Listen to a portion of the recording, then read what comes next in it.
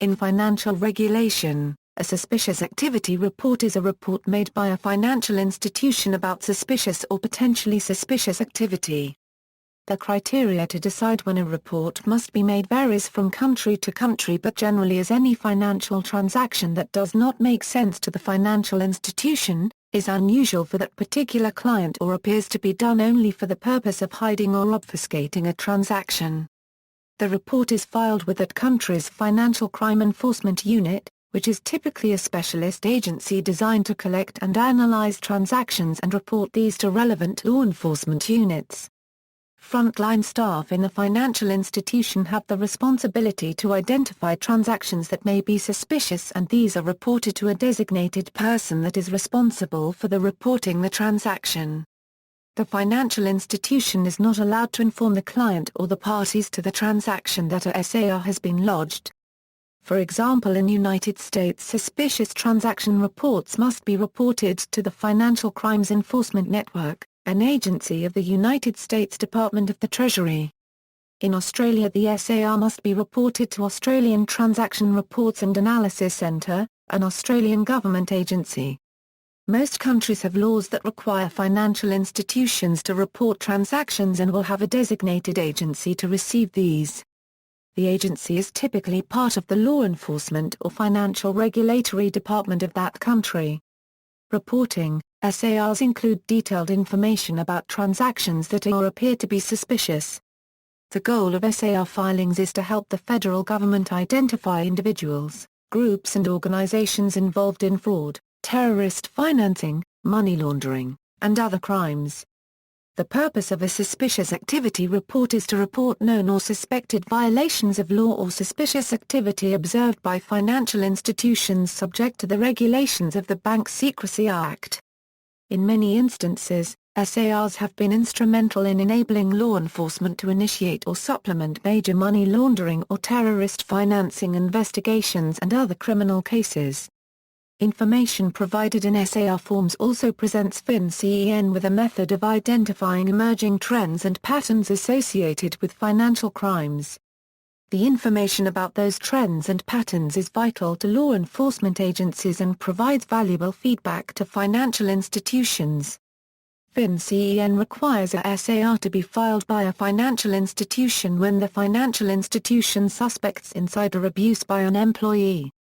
Violations of law aggregating over $5,000 where a subject can be identified. Violations of law aggregating over $25,000 regardless of a potential subject.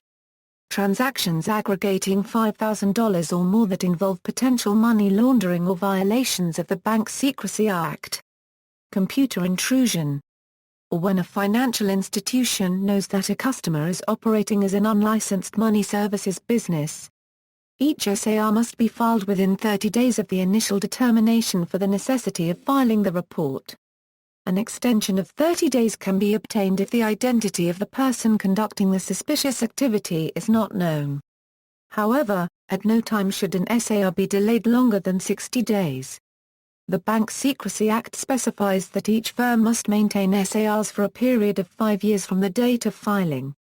Reporters: the report can start with any employee of a financial service. They are generally trained to be alert for suspicious activity, such as people trying to wire money out of the country without identification, or someone with no job who starts depositing large amounts of cash into an account. Employees are trained to communicate their suspicion up their chain of command where further decisions are made about whether to file a report or not. Many different types of finance-related industries are required to file SARs. These include depository institutions, securities and futures dealers, money services businesses, casinos and card clubs, dealers in precious metals and gems, insurance companies, mortgage companies and brokers. Other related forms: there are other forms that FinCEN requires businesses and individuals to file. These include individuals who transport more than $10,000 in currency into or out of the United States, shippers and receivers involved in the transfer of $10,000 in currency into or out of the United States, businesses that receive more than $10,000 in currency in a single transaction or in related transactions, People who have control over more than $10,000 in financial accounts outside of the U.S. during a calendar year. Confidentiality. Unauthorized disclosure of OSAR filing is a federal criminal offense. An individual or organization is precluded from discovering the existence of OSAR filed that includes their name. Financial institutions undertake an investigation process prior to filing OSAR to assure that the information reported is appropriate, complete, and accurate. This process will often include review by financial investigators, management and/or attorneys prior to filing. SAR filing options. Effective July 1, 2012, all SAR reports must be filed through FinCEN's BSA filing system. OSAR has 5 sections, each containing information about the filing institution or the activity in question. Part 1, Subject Information, any name, address, social security or tax IDs, birth date, driver's license numbers, passport numbers, occupation and phone numbers of all parties involved with the activity. Part 2, Suspicious Activity Information, date range and codes for the type of suspicious activity. Part 3, Information about financial institution where activity occurred. Part 4, Filing institution contact information, usually contains the contact information for the financial institution's compliance officer or equivalent and list of any law enforcement agency that has been contacted while investigating the activity. Part 5, Suspicious Activity Information, narrative, a written description of the activity. Penalties for non-compliance. Financial institutions and their employees face civil and criminal penalties for failing to properly file suspicious activity reports, including any combination of large fines, regulatory restrictions, loss of banking charter, or imprisonment.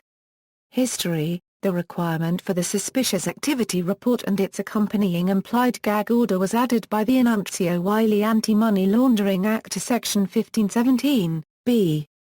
See also, Casino regulations under the Bank Secrecy Act, money laundering, tax evasion, terrorist financing, structuring.